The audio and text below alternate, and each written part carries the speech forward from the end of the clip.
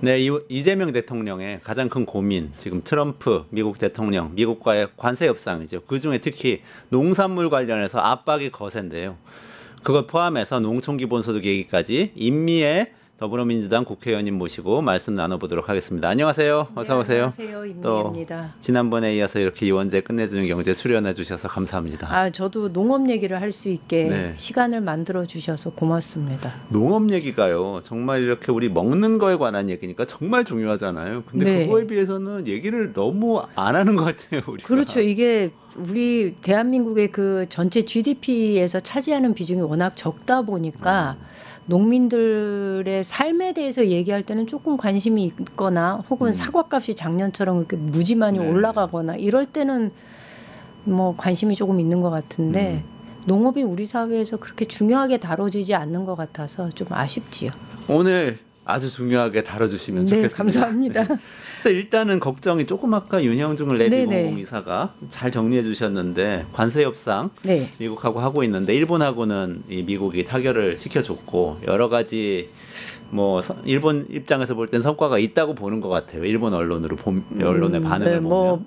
트럼프의 무지막지한 요구를 생각한다면 그래도 뭐 선방했다 이렇게 보는 것 같아요. 네네네. 우리나라한테도 압박이 굉장히 거센데 지금 막판이잖아요. 특히 농산물, 쌀, 소고기, 사과 이거 압박이 굉장히 거센데 상당히 곤란한 상황이죠. 그러니까 이게 실제로 시장을 열었을 때 그렇게 미국 입장에서 큰 시장 규모가 아니에요. 그런데 왜 이렇게 압력을 넣을까를 생각해 보면 트럼프의 지지 기반과 연결되어 있는 거 아닌가. 공화당의 전통적인 지지 기반은 아무래도 중서부고 그 중서부 지역의 주요 산업은 농축산업이거든요. 그러다 보니 자신의 지지자들을 향해서 건재함, 뭔가 이제 내가 당신들의 요구를 이만큼 들어줬어라는 것을 보여주기 위한 일종의 제스처가 아닌가라는 생각이 좀 듭니다. 근데 저희가 뜨끔한 게 왜 예전에 한참 됐습니다만 이명박 정부 때 초기에 그 미국에서 한미 FTA 그 관련해서 소고기를 밀어붙였었잖아요. 그런데 이명박 정부에서 그거를 받아줘가지고 소고기 30개월 이상 된 것도 수입하도록 하면서 거세게 촛불 시위가 일어나가지고 정권이 위기에 몰린 적이 있었잖아요. 우리 국민들이 이렇게 예민하니까. 그러니까 이게 농산물이다.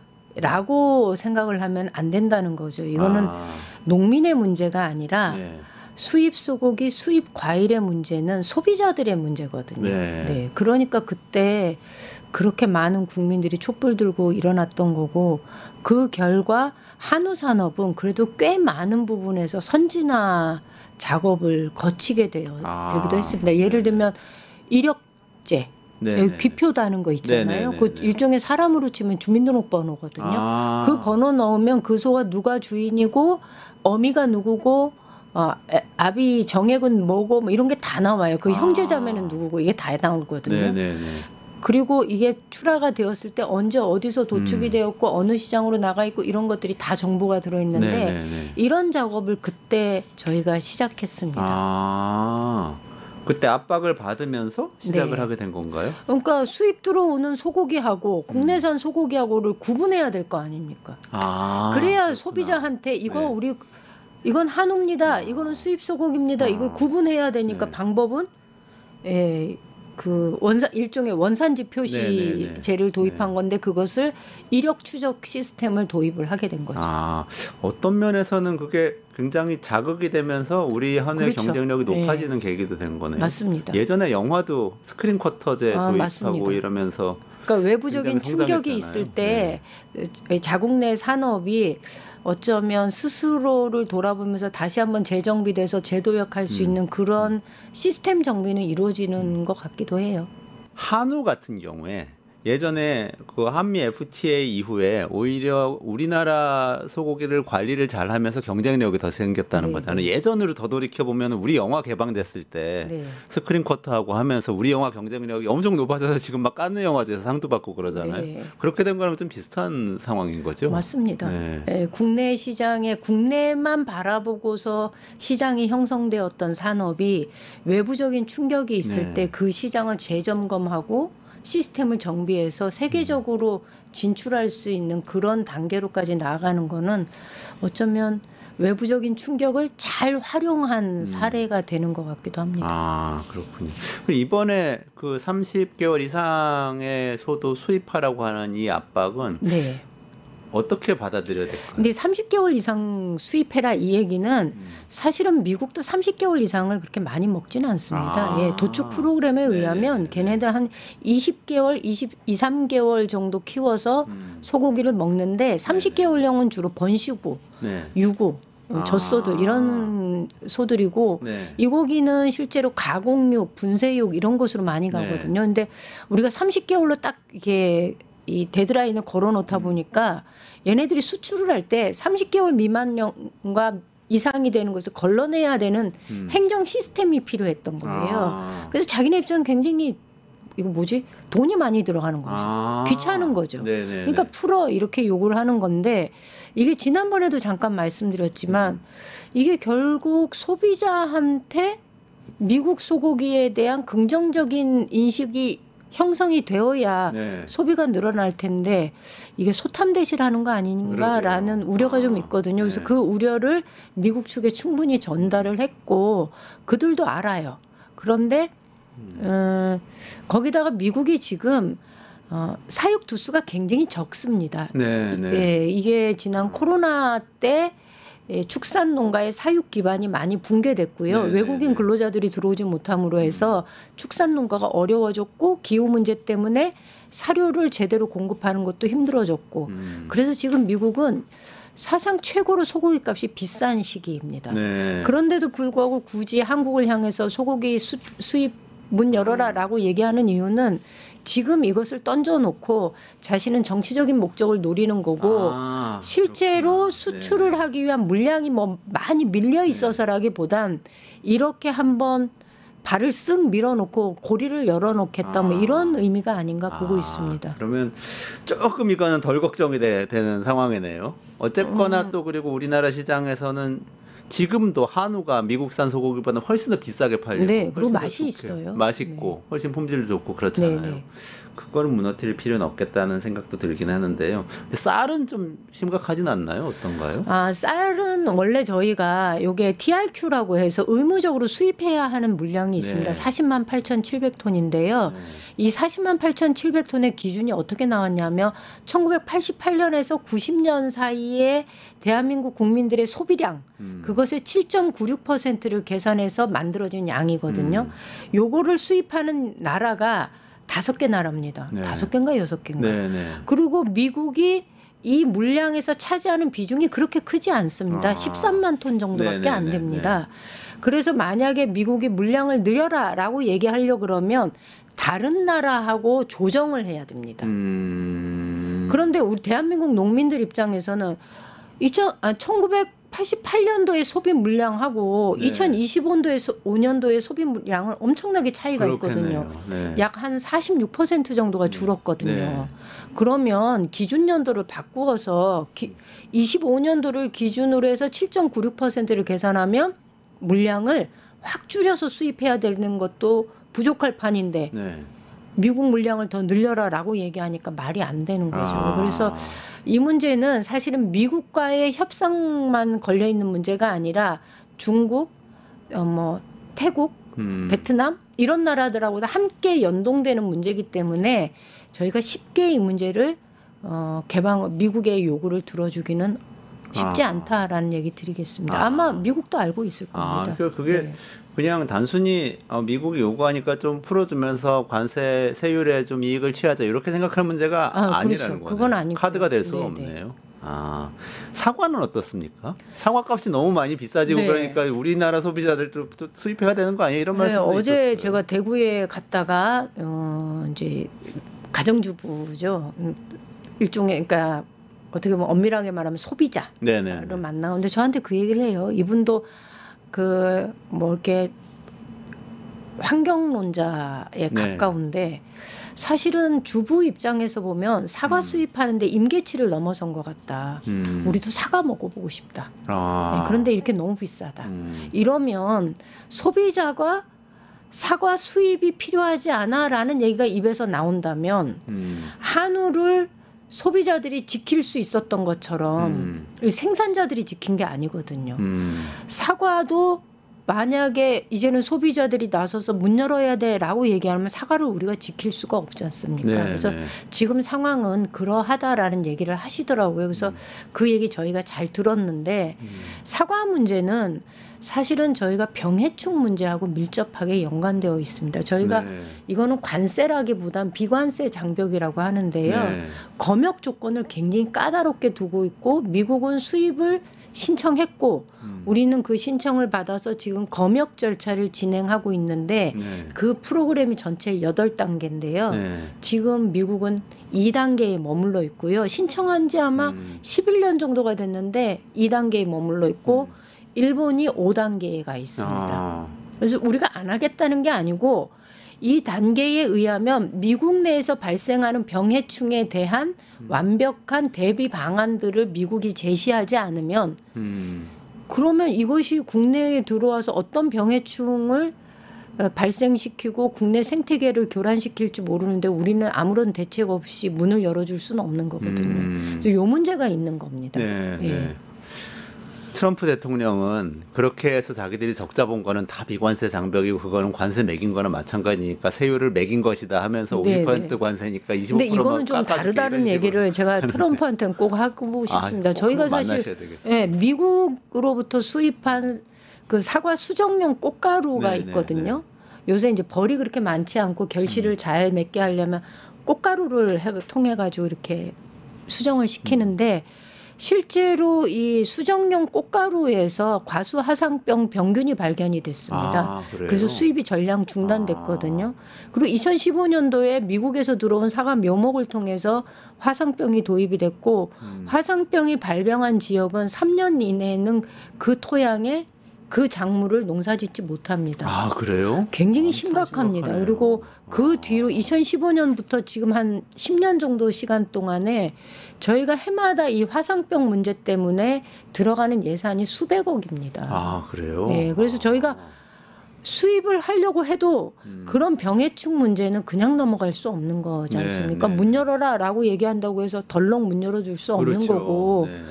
우리가 문 열게 그러면 너희는 이 문제에 대해서 국내에서 충분하게 대비책을 마련해야 돼라는 네. 것을 요구를 해야 되는 거죠.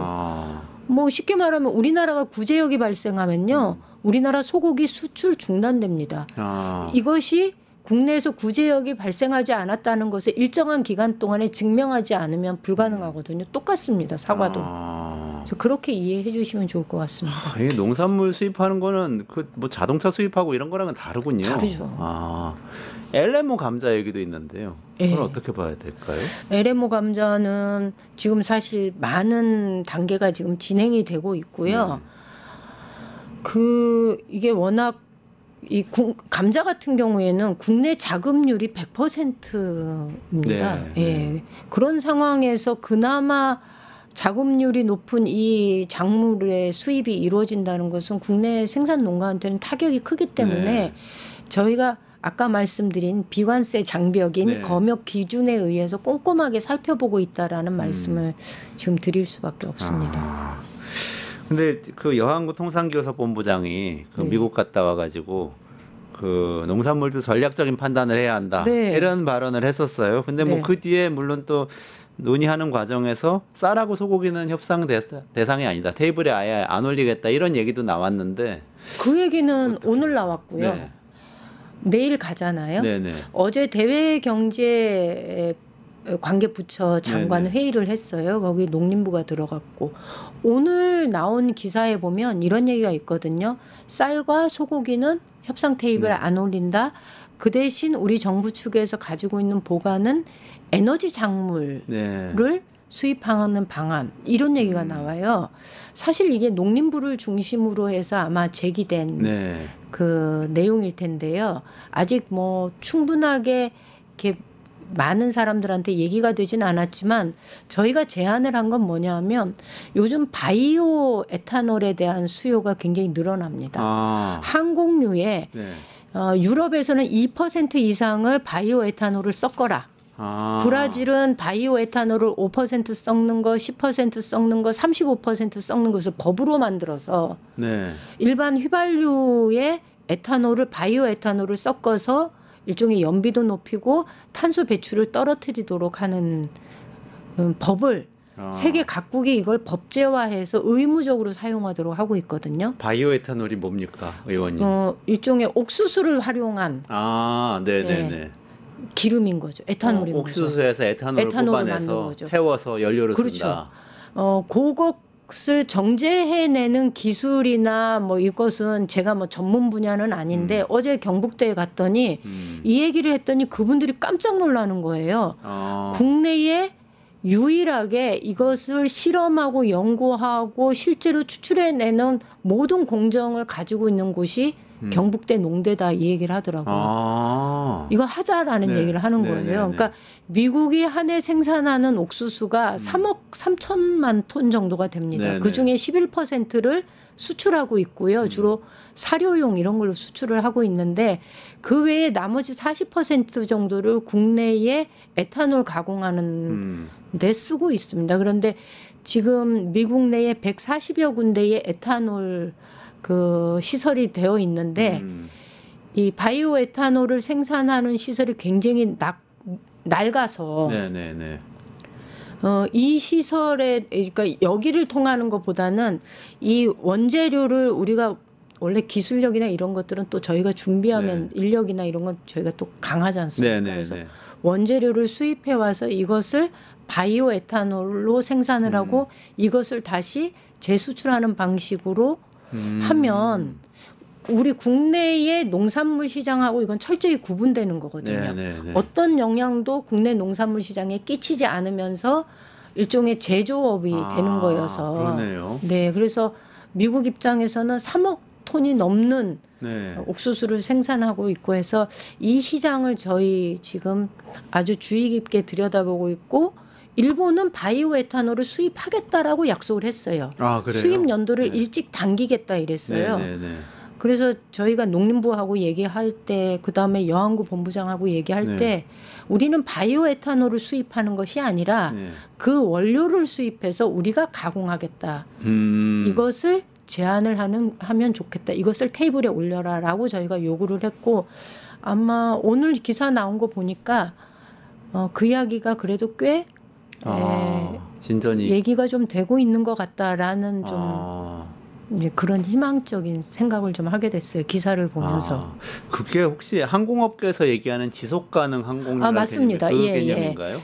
그게 그거죠. 서스테이너블, 그러니까 SAP. 네네네. 그게 어쨌든 전체적으로 보면 우리가 SAF 기름, 맞습니다. 그러니까 탄소 중립으로 다 모든 산업이 가야 되는데 항공은 너무나 힘든 것이 이게 기름을 너무 많이 쓰기 때문에 맞습니다. 이거를 어떻게 할 수가 없어서 계속 기후 악당인데 이걸 극복하기 위해서 막 연구하고 있는 그거잖아요. 거기에 바이오 에탄올을 섞는 거거든요. 이게 유럽은 이미 법제화되어 있습니다. 의무적으로 써라. 의무적으로. 근데 이것을 생산하는데 그럼 이게 지금은 미국 내에서 생산을 하고 있는데 저희 입장에서는 이 기술력은 정부가 조금 더 관심을 가지고 투자를 한다면 우리가 해볼 만하다. 그리고 어제 경북대를 갔는데 자기네 그 모든 기술력을 가지고 있다. 이렇게 얘기를 하니까 한번? 그러네요. 그리고 어차피 항공 산업은 다른 길이 없기 때문에 모든 산업이 탄소 중립으로 가는 거는 계속 그 흐름으로 갈 것이고, 그러면은 이거 많이 쓸 수밖에 없는데 우리 오히려 생색은 내면서 옥수수 수입하고 우리는 오히려 또 수출 산업을 하나 만들 수도 있겠네요. 뭐 그림은 그렇게 그려볼 수 있을 것 같은데 조금 더 국회에서 논의를 좀 해보겠습니다. 좀 잘 부탁드립니다. 그리고 이걸 카드로 우리 통상교섭팀하고 뭐 이재명 대통령 포함해서 우리 정부가 협상에서 일단 좀 잘 대응을 할 수 있었으면 좋겠네요. 제가 그저께 농림부 장관 만났을 때도 이 얘기를 강력하게 했거든요. 아마 이야기가 되었던 것 같습니다. 그렇군요.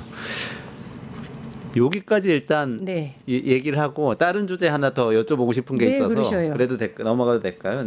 일단은 굉장히 좋은 전략을 하나 제시를 해주셨고요. 그다음에 농어촌 기본소득 얘기인데요. 지난번에 방송 나오셔가지고 법안 발의한 거 설명을 해주셨었어요. 근데 최근에 국정기획위원회에도 그 법안과 관련된 내용 관련해서 의견 제출하셨다고. 들었습니다. 제가 농어민위원장이고 네네. 저한테 사람들이 너는 어떤 정치인이냐 이렇게 가끔 물을 때가 있어요. 저는 농촌에 살면서 나를 돌이켜보면 나는 농어촌 기본소득론자이고 네. 그리고 풀뿌리 정치인이다 이렇게 얘기하거든요. 그 요구에 의해서 기본소득 법안을 발의도 했고 그리고 농어민위원회에서 이번에 농정 공약을 다 준비를 했어요. 그런데 일반적으로 우리가 알고 있는 뭐 농업민생사업법이나 뭐 이런 것과 관련해서는 다른 분들이 다들 이해도가 높은데 그 외에 다른 사안에 대해서는 아무래도 네. 조금 더 적극적으로 어필하는 것이 필요하다 싶어서 제가 저희가 준비를 해가지고 네. 제가 준비했다기보단 저희 농어민위원회에서 준비해서 네. 제출을 민주당 했죠. 농어민위원회에서 어떤 내용들이죠 주로? 일단 농정에 있어서 중요한 거는 행정이 일방적으로 뭔가를 하는 것이 아니라 농정 대개는 그냥 단년도에 만들어지는 게 아니거든요. 네, 그래서 거버넌스를 구축하는 것이 필요하다. 그러기 위해서 농특위가 지금 있는데 대통령 직속 농특위를 그 기능을 강화하는 방안. 그다음에 고령농의 문제와 새농이 들어오는 것이 지금 현실적으로 어려움이 있으니 세대 이양과 신규농이 들어오는 것을 좀 원활하게 하기 위해서 필요한 뭐 은퇴 이양 직불제, 그다음에 퇴직연금제 도입에 대한 구체적인 방안들을 좀 준비해달라. 그다음에 농지가 워낙 분산되어 있어서 생산비가 올라갈 수밖에 없거든요. 그래서 농지 집적화를 위한 농지 관리 기구를 두어라. 그다음에 여기 기본소득. 네. 기본소득이 시범적으로라도 이걸 전국적으로 하자는 게 아니다. 네. 준비가 되어 있는 기초지자체부터 시범적으로라도 확대해보자. 네. 그것이 정책 실험을 하고 실험한 성과를 분석하고 그리고 그것을 오류를 최소화시키면서 좀 조금씩 확대해 나가는 것이 필요하지 않겠느냐라는 의견을 저희가 보냈습니다. 그 농촌 기본소득 정책 실험이라는 말씀이 이재명 대통령이 왜 선거운동 기간에 청산면 그 경기도 연천군 청산면 갔었잖아요. 취임하고도 한 번 더 방앗간에 가셨잖아요. 네, 맞아요. 거기서 하고 있는 거죠? 맞습니다. 그게 어떤 건지 조금만 설명을 해주시겠어요? 제가 거기가 아마 1인당 15만 원을 주는 걸로 알고 있어요. 예, 그러면 4인 가족이면 60만 원이잖아요. 근데 60만 원 갖고 뭘 해? 이렇게 생각하실지 모르지만 저는 한때 누가 나한테 한 달에 30만 원만 주면 나는 농사 짓고 여기서 참 재밌게 살 수 있을 것 같아라고 생각할 정도의 금액입니다. 한 사람이 살아가는데 한 가족이 살아가는데 최소한의 경비들 이런 것들이 보장될 수 있는 거고요. 그래서 그 지역의 그 청산면에 사는 주민들한테 1인당 15만 원씩 지급이 되는 거고 이것은 지역 화폐로 지급이 되는 거기 때문에 지역의 학원에 가서도 사용이 되고 그러니까 아이를 키우는 사람들은 학원비로도 낼 수 있는 거고요. 그다음에 아이 입장에서는 또 그거가 자기한테 돌아온 돈이니까 부모한테 용돈 주세요가 아니라 내가 가지고 있는 돈 내가 쓰는 거니까 그때 이거 평가하는 자리에서 굉장히 인상적이었던 평가가 뭐였냐면 사람들의 표정이 밝아졌다. 그리고 이제 나서서 내가 한번 얻어먹었으면 나도 한번 너를 밥 사줄게 이런 지역에서의 그런 분위기가 만들어진다는 거예요. 그러니까 사람이 돈이 없어서 사람을 만나지 않던 동네가 사람들이 그 15만 원 때문에 이웃 소중한 줄을 알고 만나서 밥도 사주고 서로 교류도 하고 그래서 표정이 밝아지고 저는 15만 원 줘서 이런 정책 성과를 낸다면 이보다 더 좋은 정책이 어디 있나 이런 생각이 듭니다. 그러게요. 월 15만 원이면은 아주 작은 돈인 것 같기도 한데 또 굉장한 효과를 낼 수도 있다. 그렇죠. 지금 청산면에서 하고 있는 것도 효과가 좀 나고 있다고 듣고 계세요? 어떻게 보세요? 네, 인구도 좀 늘었다 그러고요. 예, 그리고 아까 말씀드린 대로 사람들의 삶이 굉장히 부드러워진 거죠. 굉장히 각박한 게 아니라 그 지역사회 공동체가 굉장히 활기를 띠게 되었다는 평가를 들으면서 되게 좋았습니다. 발의하신 법안도 그 같은 내용인가요? 어떻게 되어 있나요, 법안이? 내용은 큰 틀은 같습니다. 그런데 이런 거죠. 이 기본소득을 하고 싶어하는 기초자치단체가 있습니다. 네. 있는데 우리가 이게 법적 근거가 없다 보니까 우리나라 법에는 그 한 지자체가 뭐랄까 재정 여력이 지방세를 걷어서 공무원의 인건비를 충당할 수 없는 지역의 경우는 네. 사회복지 비용으로 지출되는 예산에 대해서도 제동을 걸게 되어 있습니다. 복지부의 허가를 받아야 됩니다. 네. 그러다 보니 우리 지자체에서는 기본소득을 하고 싶어라고 하더라도 야 니네 지방세 걷어서 공무원 월급 못 주잖아 못해라고 하면 그만인 겁니다.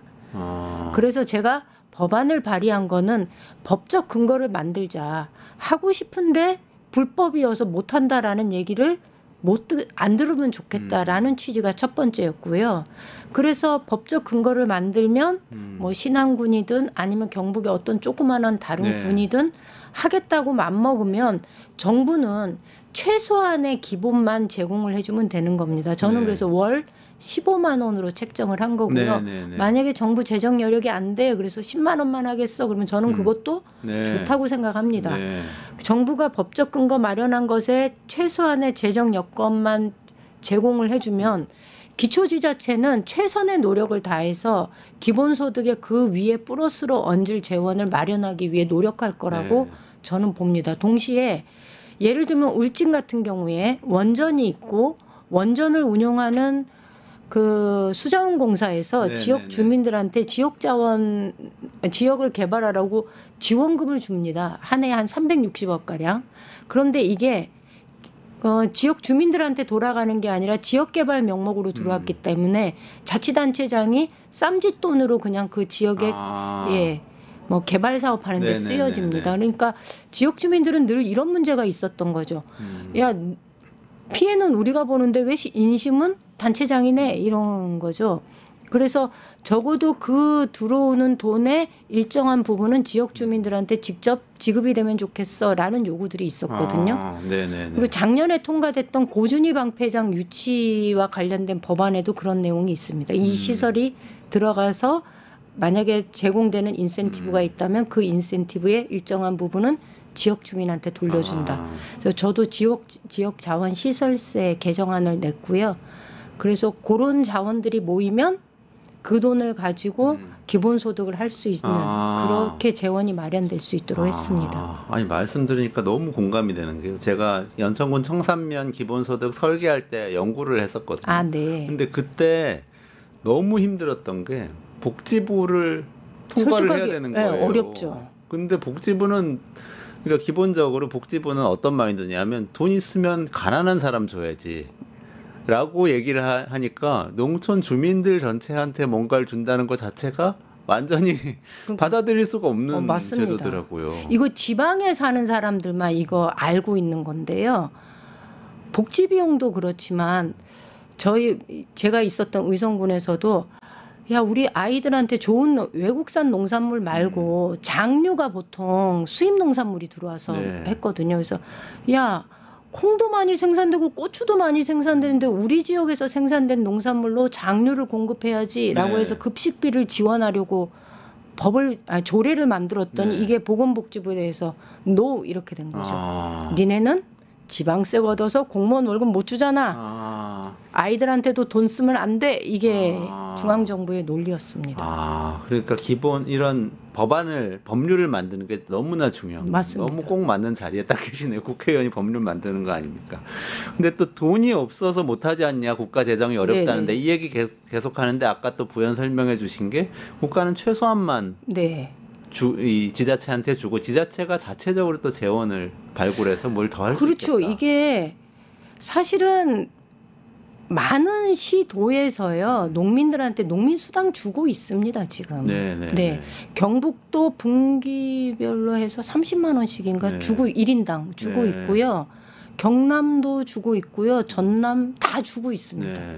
농민들 수당은 주고 있는데 이것을 조금만 바꿔보면 이것을 기본소득으로 만들면 되는 거거든요. 지금은 농민이라는 증명이 되어야 주는 기본수당을 농민수당을 이거를 지역 전체가 함께 공생할 수 있는 기본소득으로 방안을 돌린다면 예산이 추가로 지출되는 일은 전혀 없습니다. 제가 볼 때는 오히려 예산이 줄어들 수 있다 이렇게 봅니다.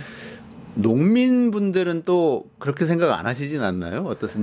그러니까 말씀하신 발의하신 농촌 기본소득은 농촌에 거주하시면 다 네, 지급하는 네. 기본소득. 농민수당은 농민이라야 되는 거죠. 그렇죠.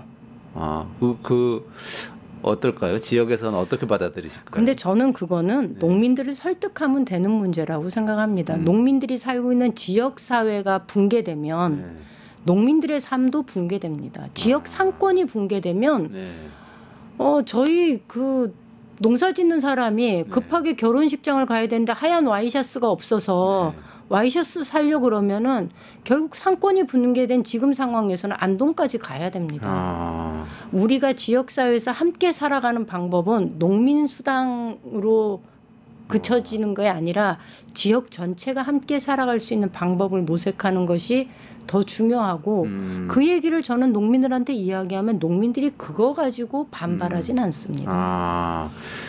그러면은 의원님께서 생각하시기에 농촌 기본소득이 도입되고 확장되고 뭐 어쩌면 다른 재원까지 뭐 더 포괄해 가지고 조금 더 액수가 많아지고 이렇게 되면은 도시에서 많은 분들이 농촌으로 갈 거라고 생각하세요?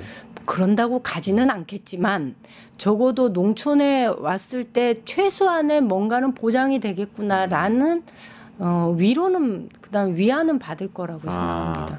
그러면은 그래도 계신 분들이라도 조금 더 남아서 더 장사도 하고 뭐 그렇죠. 여러 가지 활동을 하면서 커뮤니티에 유지할 수 있다. 네. 그게 의원님이 생각하시는 이상적인 농촌의 모습인가요? 뭐 거기서 뭔가가 더 커지고 더 발전하고 이러면 좋겠지만 우리는 빠르게 붕괴되어가는 농촌 지역 사회가 지금의 살고 있는 사람들이라도 그 지역 사회를 유지하면서 행복하게 살아가는 방법을 찾는 것이 훨씬 더 현실적이라고 생각합니다. 알겠습니다. 혹시 그 아까 설명하셨던 지금 기본소득 관련된 거 말고 그 농장과 관련된 여러 제안 중에 더 좀 설명하시고 싶은 강조하고 싶은 부분이 있으세요? 그거까지만 듣고 정리를. 저는 그 농지 이양 은퇴 직불제에 대해서 잠깐 언급을 드리고 싶은데요. 지금 농지값이 농사를 지으러 들어가는 사람한테는 너무 비싸고요. 농지를 팔고 이거 가지고 내 노후를 살고 싶은데 이렇게 생각하는 분들한테는 농지가 안 팔립니다. 그러니까 이게 극이 다릅니다. 이게 노인들은 이 땅을 팔고 싶은데 농지가 안 팔려서 문제고 청년들은 땅을 사고 싶은데 땅이 너무 비싸서 못 사고 요 중간 단계의 역할을 국가가 해주어야 된다. 이 고령농들은 이제 내가 논두렁 베고 죽을 것 같아가 아니라 이제 나도 농지에서 은퇴해서 좀 편안한 노후를 살고 싶어라고 할 때는 이 농지를 국가가 일정 매입을 하고 매입한 농지를 이제 청년들이 농사를 짓고 싶어 할 때는 그들에게 좀 빌려주고 혹은 내가 농사 짓고 있는데 내 농지가 너무 작아. 그런데 그 인근의 농지를 조금 더 모아서 농지 규모를 키우고 싶어 하면 또 그 역할을 국가가 해주고 이렇게 하는 이 조정자의 역할을 정부가 해줘야 되는데 그 정책이 저는 농지 이양 은퇴 직불제와 아주 밀접하게 연관이 되어 있다 이렇게. 농지 이양 은퇴 직불제. 그러니까 국가가 어쨌든 농업을 하시다가 은퇴하시는 분들 농지를 사드리는. 사드리기도 하고 이분이 딴 개인한테 팔아도 됩니다. 개인한테 팔아도 은퇴 직불제는 지급이 됩니다. 이거 윤석열 정부에도 했었던 거예요. 근데 이걸 조금 확대해보자. 연금처럼 지급하는 건가요? 그렇죠. 그렇군요. 퇴직금 받는 것처럼 직장인들이. 그렇죠. 연금. 연금이 딱 맞는 거죠. 그것까지 되면 저 그림이 완성되는 것 같은데요. 그러니까 농촌 기본소득이 딱 도입이 되면은 도시에 있던 사람들은 농촌에 가서 한번 살아보자 하면 가서 월 30만 원이든지 뭐 15만 원이든지 받으면서 한번 익숙해져 보고 하다가 이거 뭐 살만한 것 같아. 그러면 정부에서 농지를 빌려서 농사를 작게 지어보다가 되는 것 같아. 그럼 더 키워가지고 정착을 한번 해보고 이렇게 조금 농촌으로 가시게 만들고 청년들로 가게 만들고 한편으로는 계신 분들은 더 이상 어렵겠다 싶으면 이 토지를 양도하고 연금을 받으시면서 여생을 살아가시는 것으로 그 양도된 토지는 청년들에게 가서 또 키워질 수 있게 만들고 이게 지금 전체 그림이신 그렇죠. 거죠. 거기에 청년들이 들어올 때 약간 불안감을 갖는 건 직장을 다니면 퇴직금이 있잖아요. 그런데 농민연금이라고 들어가는 것이 국민연금의 일종인데요. 네네. 국민연금이 그게 사실 얼마가 안 돼요. 노후가 불가능할 정도의 액수예요. 그래서 그 청년 새롭게 들어오는 신규 농들을 위해서는 농업인 퇴직연금제를 도입하자라는 내용도 공약에 담아놨고 그거를 국정기획위에 제출을 했습니다. 노후 보장이 정말 핵심이군요. 네네. 알겠습니다. 오늘 여기까지 해야 될 것 같습니다. 네. 임미애 더불어민주당 국회의원님하고 같이 농산물 관세 협상 전략부터 시작해서 우리 농촌의 비전, 기본소득의 비전까지 잘 들어봤습니다. 이원재 끝내주는 경제 매일 오후 5시 50분에 라이브를 진행하고요. 내일도 라이브에서 찾아뵙도록 하겠습니다. 임미애 의원님 여기서 인사드리면서 물러가도록 하겠습니다. 고맙습니다. 고맙습니다.